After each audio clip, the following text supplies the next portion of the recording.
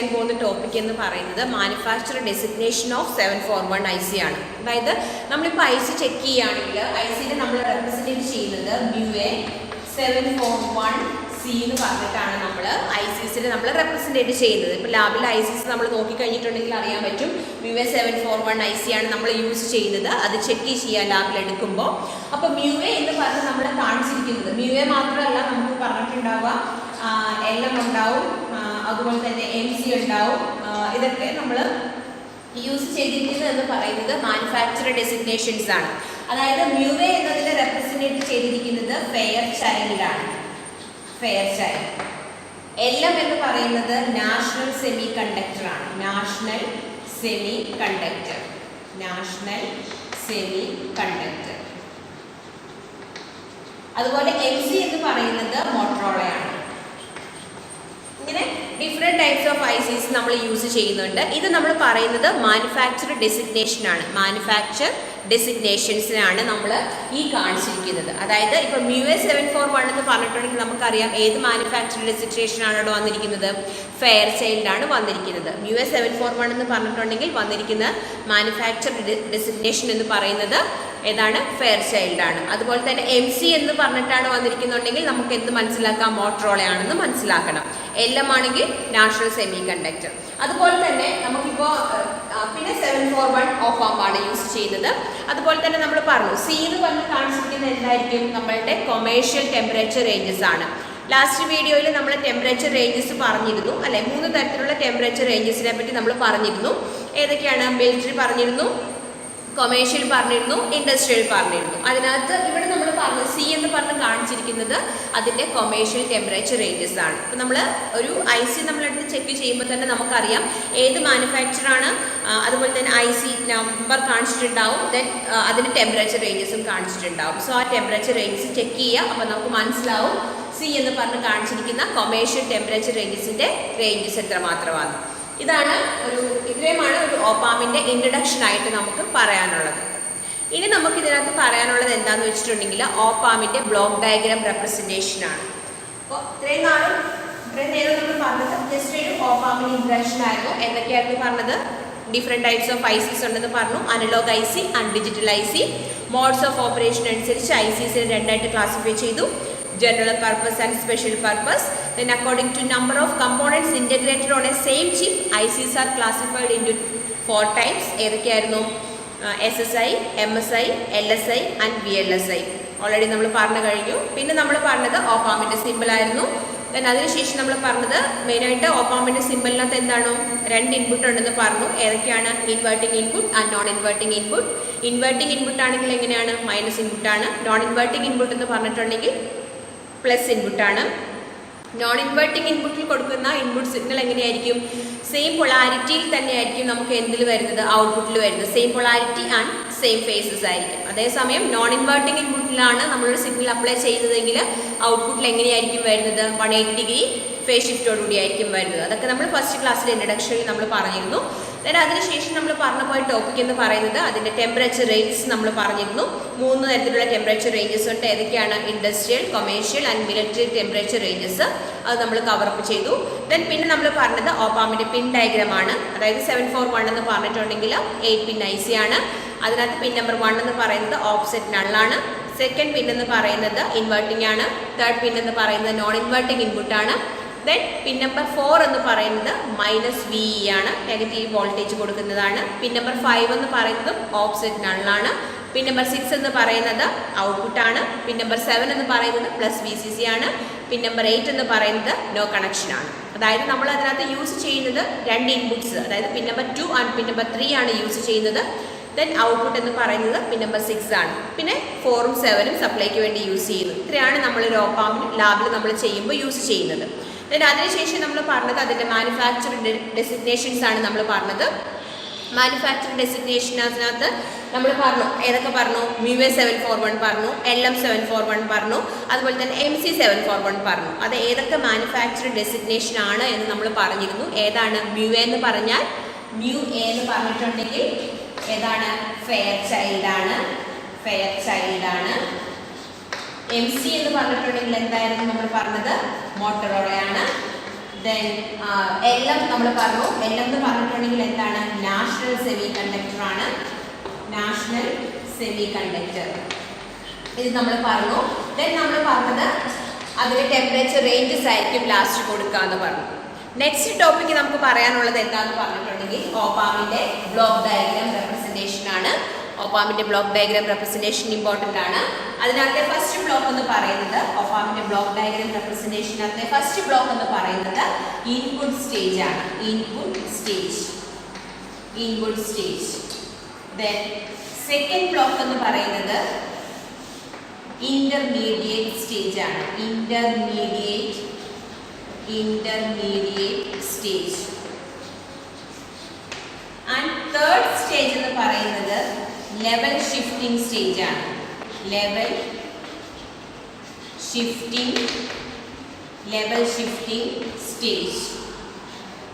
And last stage എന്ന് പറയുന്നതാണ് output stage. ഓപ്പാമിന്റെ കേസിൽ 4 ബ്ലോക്കാണ് പറയുന്നത്. 4 ബ്ലോക്ക് നമ്മളിവിടെ വരച്ചിട്ടുണ്ട്. ഏതൊക്കെയാണ് ആ 4 ബ്ലോക്ക്? ഫസ്റ്റ് ബ്ലോക്ക് എന്ന് പറയുന്നത് ഇൻപുട്ട് സ്റ്റേജ് ആണ്. സെക്കൻഡ് ബ്ലോക്ക് എന്ന് പറയുന്നത് ഇന്റർമീഡിയറ്റ് സ്റ്റേജ് ആണ്. ആൻഡ് തേർഡ് ബ്ലോക്ക് എന്ന് പറയുന്നത് ലെവൽ ഷിഫ്റ്റിംഗ് സ്റ്റേജ് ആണ്. ദെൻ ലാസ്റ്റ് സ്റ്റേജ് എന്ന് പറയുന്നത് ഔട്ട്പുട്ട് സ്റ്റേജ് ആണ്. അപ്പൊ നോക്കാം, ഇൻപുട്ട് സ്റ്റേജിന്റെ കേസിലാണെങ്കിൽ നമുക്ക് 2 ഇൻപുട്ട്സ് ഉണ്ടാവും അല്ലെ? ഓപ്പാമിനകത്ത് 2 ഇൻപുട്ട്സ് ഉണ്ടെന്ന് നമ്മൾ പറഞ്ഞു. ഏതൊക്കെയാണ് 2 inputs? Non inverting input,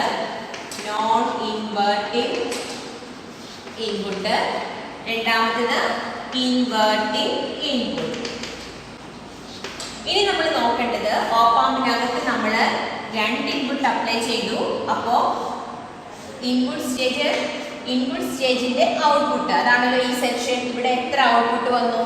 2 output വന്നു. അതായത് ഇൻപുട്ട് സ്റ്റേജ് എന്ന് പറയുന്നത് എന്താണ്?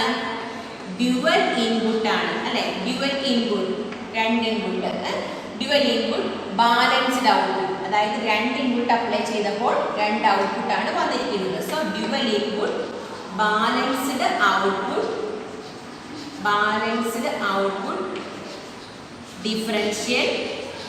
Differential amplifier. ഡിഫറൻഷ്യൽ ആംപ്ലിഫയർ എന്താന്ന് നെക്സ്റ്റ് ക്ലാസ്സിൽ നമുക്ക് ഡിസ്കസ് ചെയ്യാം.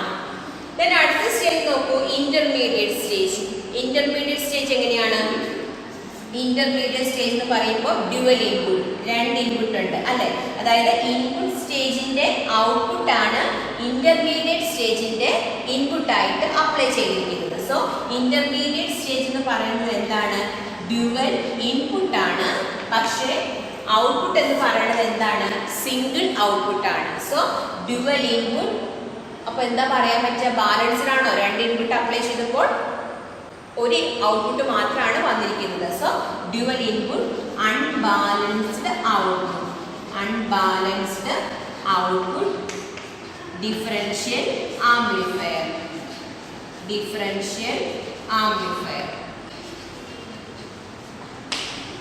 നെക്സ്റ്റ് സ്റ്റേജ് എന്ന് പറയുന്നത് ലെവൽ ഷിഫ്റ്റിംഗ് സ്റ്റേജ് ആണ്. അതായത് ഒരു എമിറ്റർ ഫോളോവർ സർക്യൂട്ട് ആണ്. Such as emitter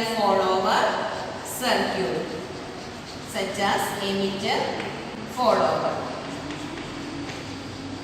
Then the last stage എന്ന് പറയുന്നത് ഔട്ട്പുട്ട് സ്റ്റേജ് ആണ്. ഔട്ട്പുട്ട് സ്റ്റേജ് എന്ന് പറയുന്നത് push pull, complementary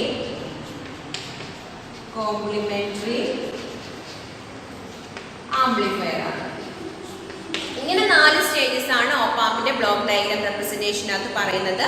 first block എന്ന് പറയുന്നത് ഇൻപുട്ട് സ്റ്റേജ്. ഇൻപുട്ട് സ്റ്റേജ് എന്ന് പറഞ്ഞിട്ടുണ്ടെങ്കിൽ ഡ്യുവൽ ഇൻപുട്ട്, 2 ഇൻപുട്ട് അപ്ലൈ ചെയ്തിട്ടുണ്ട്, inverting and non inverting. Balanced output എന്ന് പറഞ്ഞാൽ 2 ഇൻപുട്ട് അപ്ലൈ ചെയ്തു, 2 ഔട്ട്പുട്ട് തന്നെ പ്രൊവൈഡ് ചെയ്യുന്നു. So dual input, balanced output, differential amplifier. ഇതിന്റെ ഫംഗ്ഷൻ എന്താണെന്ന് വെച്ചിട്ടുണ്ടെങ്കിൽ input stage provide the voltage gain of the op-amp and input resistance. It establish the input resistance of the op-amp. അതായത് ഓപ്പാമിന്റെ input റെസിസ്റ്റൻസിനെ establish ചെയ്യാൻ വേണ്ടിയിട്ടാണ് നമ്മൾ എന്ത് use ചെയ്യുന്നത്? Input stage use ചെയ്യുന്നത്. It establish the input resistance of the ഓപ്പാംപ്. Then next stage എന്ന് പറയുന്നത് intermediate stage ആണ്. ഇന്റർമീഡിയറ്റ് സ്റ്റേജ് എന്ന് പറഞ്ഞിട്ടുണ്ടെങ്കിൽ നമ്മൾ പറഞ്ഞു ഇൻപുട്ട് സ്റ്റേജിന്റെ ഔട്ട്പുട്ട് ആണ് എവിടേക്ക് നമ്മൾ ഇൻപുട്ട് ആയിട്ട് കൊടുക്കുന്നത്? ഇന്റർമീഡിയറ്റ് സ്റ്റേജിലേക്ക് കൊടുക്കുന്നത്. സോ ഡ്യുവൽ ഇൻപുട്ട് ഇവിടെ വരുന്നുണ്ട്. നോക്കൂ, ഡ്യുവൽ ഇൻപുട്ട് ഇവിടെ വരുന്നുണ്ട്, പക്ഷെ അൺബാലൻസ്ഡ് ഔട്ട്പുട്ട് ആണ്, സിംഗിൾ ഔട്ട്പുട്ട് ആണ് വരുന്നത്. ഇതിന്റെ ഔട്ട്പുട്ട് എന്ന് പറയുന്നത് ഒരു DC ലെവലായിരിക്കും. ഈ DC ലെവല് നമ്മൾ എവിടേക്ക് അപ്ലൈ ചെയ്തു? ലെവൽ ഷിഫ്റ്റിംഗ് സ്റ്റേജിലേക്ക് കൊടുത്തു. ഈ ലെവൽ ഷിഫ്റ്റിംഗ് സ്റ്റേജ് എന്ന് പറയുന്നത് എന്തായിരിക്കും? ഒരു എമിറ്റർ ഫോളോവർ സർക്യൂട്ട് ആണ്. അതായത് ഇന്റർമീഡിയറ്റ് സ്റ്റേജിന്റെ ഔട്ട്പുട്ട് എന്ന് പറയുന്ന DC level is applied two level shifting stage.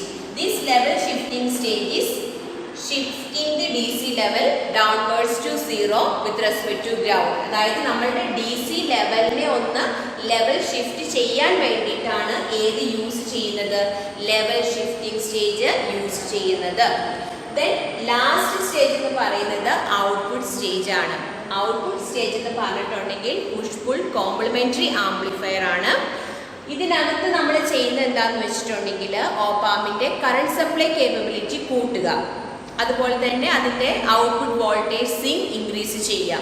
ഇതാണ് ഔട്ട്പുട്ട് സ്റ്റേജിൻ്റെ ഫംഗ്ഷൻ എന്ന് പറയുന്നത്. രണ്ട് കാര്യങ്ങൾ ചെയ്യുന്നുണ്ട് ഔട്ട്പുട്ട് സ്റ്റേജ്. രണ്ട് കാര്യങ്ങൾ ചെയ്യുന്നു, രണ്ട് ഫങ്ഷൻസ് ചെയ്യുന്നു എന്ന് പറഞ്ഞത് it increases the current supply capability of the op-amp, increases current supply capability of the op-amp and the output voltage swing. അതായത് ഇത്രയാണ് ബ്ലോക്ക് ഡയഗ്രം റെപ്രസെന്റേഷൻ പറയാനുള്ളത്. ഒന്നുകൂടെ പറയാം. ഇൻപുട്ട് സ്റ്റേജ് എന്ന് പറഞ്ഞാൽ ഡ്യുവൽ ഇൻപുട്ട് ബാലൻസ്ഡ് ഔട്ട്പുട്ട് ആണ്. രണ്ട് ഇൻപുട്ട് അപ്ലൈ ചെയ്തു, രണ്ട് ഔട്ട്പുട്ട് പ്രൊവൈഡ് ചെയ്യുന്നു. അതിന്റെ ഫംഗ്ഷൻ എന്താണ്? It provide the voltage gain of the op-amp and establish the input resistance of the op-amp.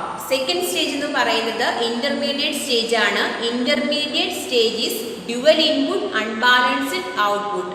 The output of intermediate stage is DC level. Then the third stage is level shifting stage. Level shifting stage in the function എന്തായിരുന്നു പറഞ്ഞത്? The output of intermediate stage is applied to level shifting stage is shift the DC level with respect to ground. Shift the DC level to 0 volt with respect to ground. Then the last stage is output stage. Output stage in the function എന്തായിരുന്നു?